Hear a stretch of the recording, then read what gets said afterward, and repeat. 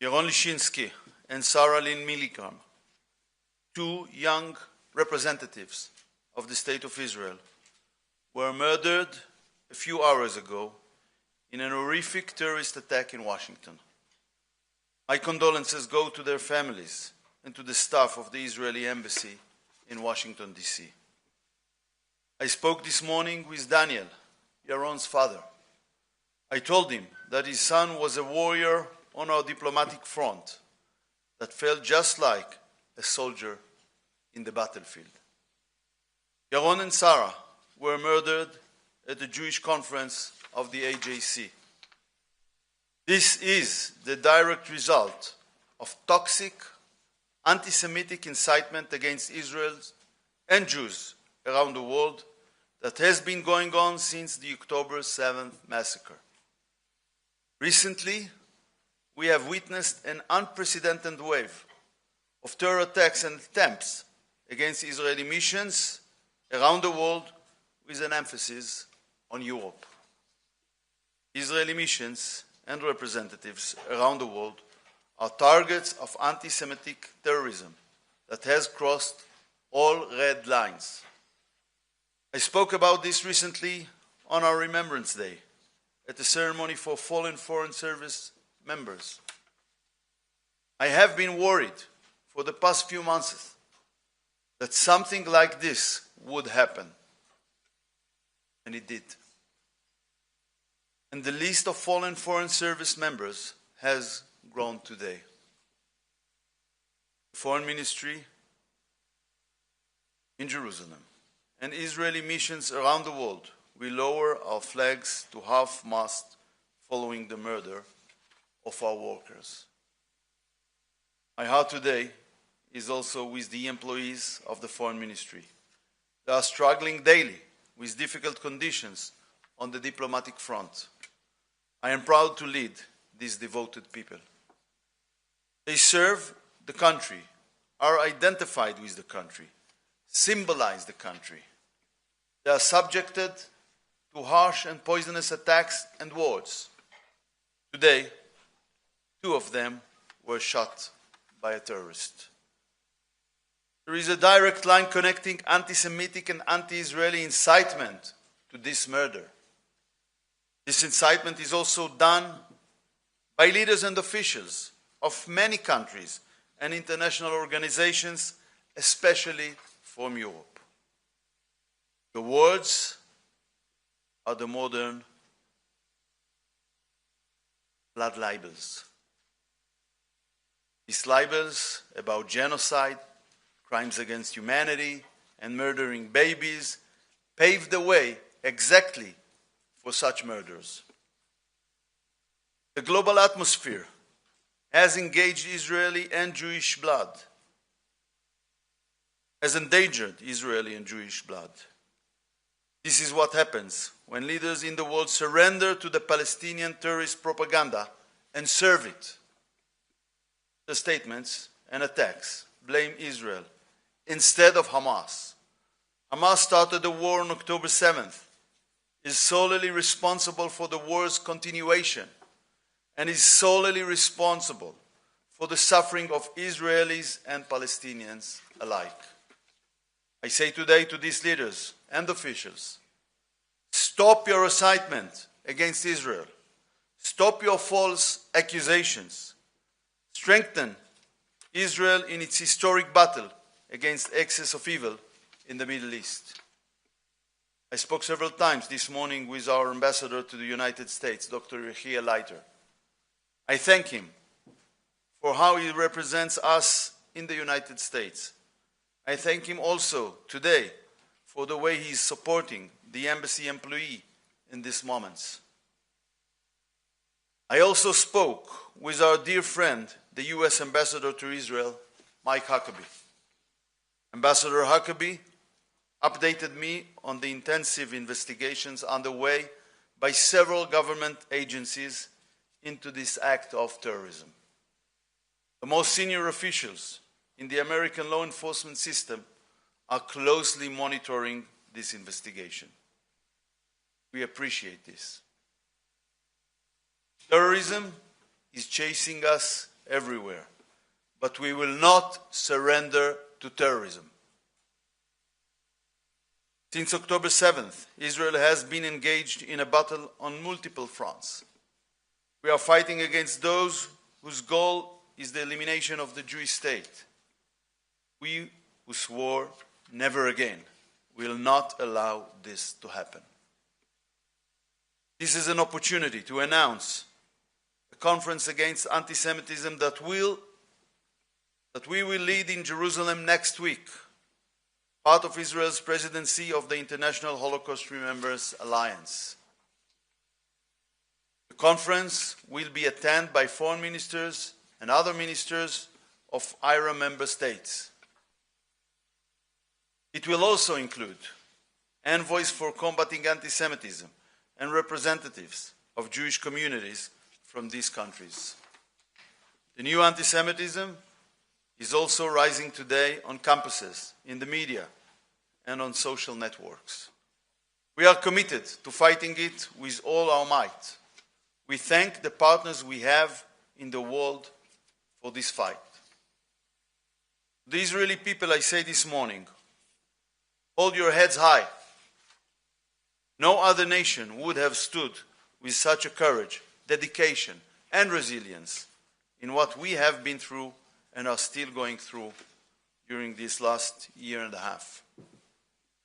Let us try to strengthen the unity among us so that we continue to stand successfully in the historic struggle that has been forced upon us. Am Yisrael Chai.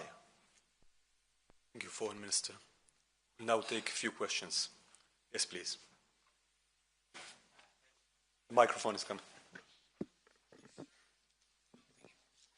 Thank you, Foreign Minister Dov Lieber with the Wall Street Journal. A few questions. One, can you give us a little more details about the event where the two victims were killed? What was the event about exactly? Two, do we know if the shooter was working alone? Was there any connection to any other organization? We know Iran, for example, has tried to target Israeli embassies around the world. Do you see any connection there? And lastly, I hear from Israelis, they don't feel safe in Israel, and they don't feel safe anywhere else in the world, anywhere they go. Why do you think particularly Israelis don't feel safe anywhere in the world? Why in this particular situation for the Israeli people? The answer for your second question is anti-Semitism. The answer for your first questions must be given by American authorities and not by me, because they are holding this investigation, and I'm sure they will accurately report about it. Please. Thank you. Clémence Dibou for BFM TV, French TV. The French government, the British government, the Canadian government, they denounced, I quote, scandalous politics about Israel. Is that something that could lead to this kind of violent action?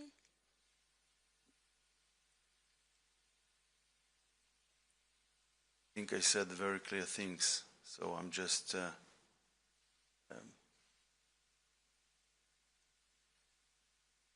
I can't repeat things I said in Hebrew and English, but you are but you didn't invited. You are invited to rewind. But you didn't mention any country. So, like, I'm French. So, do you think that the French government participates to that atmosphere? Rewind. Yes, please. Mike Schwartz from CNN. Are you worried that this kind of event is going to be happening all around the world now? That we've gone over, that a red line has been crossed? First of all, I'm very worried. And I want to tell you that during the last months and weeks, we had a couple of incidents in several embassies. Some of them even was not reported, mainly in Europe. And of course, and I've said 3 weeks ago, in our Memorial Day, that we will have challenging days, and I refer to this issue exactly in the continuation of the current wave of anti-Semitism will continue to expose Jews around the world, Israelis around the world, and mainly representatives of Israel around the world to terror actions. So the answer is I'm very worried. James, please. Thanks. James Shuttle from the FT. Do you have any figures on how many attacks on embassies or embassy staff there have been since October the 7th, or for this year? I'm sure that the spokesperson can collect the data and deliver it to the journalists. But I'm saying there is no 1 week without a terror attacks or attempts to terror attacks around the world, and usually more than one. And the second question is, can you give details of the roles that the two victims had at the embassy?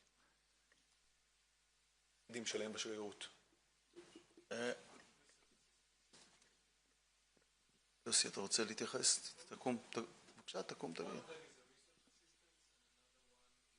Mission organizer. Can you say which ones? Which is which? Yeah. The guy is a research assistant with the political department at the embassy, and the second one, the lady, she was organizing missions and visits to Israel. So there, two of them were staff members. Yeah, of course. Please. The microphone is making its way. Thank you very much. I mean, so neither of them were kind of accredited diplomats in And Israeli stuff. Right. Thank you.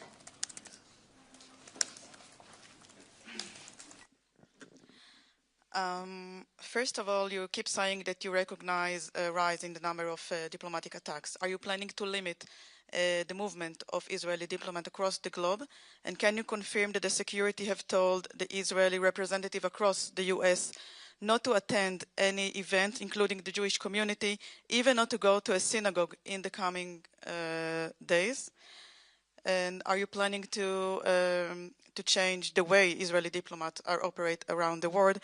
And I do want to ask you, you keep saying for world's leader, stop the incitement.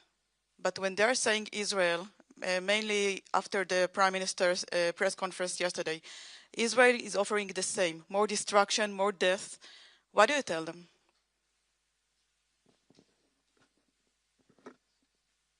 Actually, the call was Israel offer more same thing.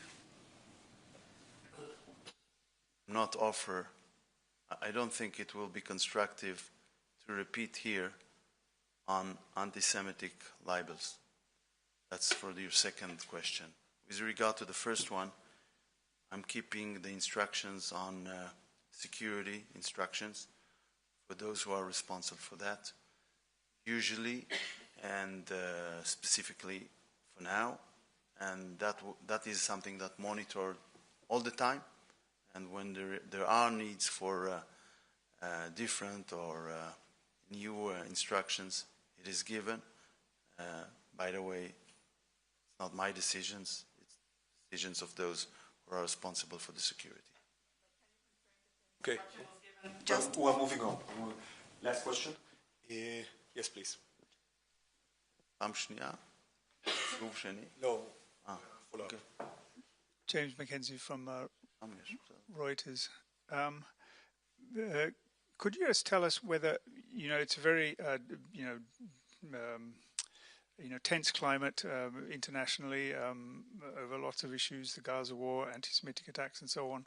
Can you say whether there is any sort of concrete contact with countries, in Europe, say, about, between Israeli authorities and European authorities about what can be done in response to these kind of incidents, beyond the sort of political atmosphere there is?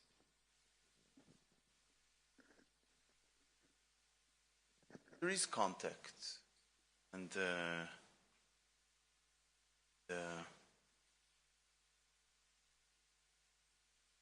and I can say that there is a concern in European countries and for security threats, and steps are taken from time to time. But what is lack, I feel, is the connection between the atmosphere created in specific words and this kind of wave of anti-Semitism we are facing. And again, I want to mention, war is something very tough, very bad. Images from war, as far as I know, are never pleasant. But the question is, who is responsible for this war? Who initiated this war? Who is responsible for the continuation of this war? Who is causing the suffering also of the Palestinians?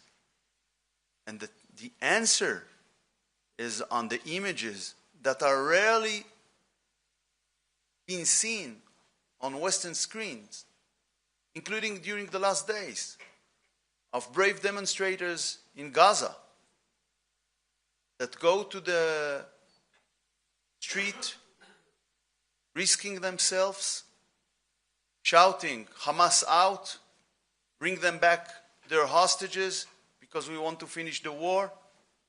But this is ignored.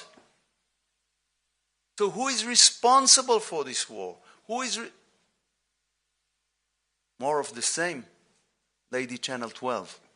More of the same is something that the terrorists offers for their people and for us. For us, elimination. For the people, continuation of suffering. This is the more of the same we are looking at.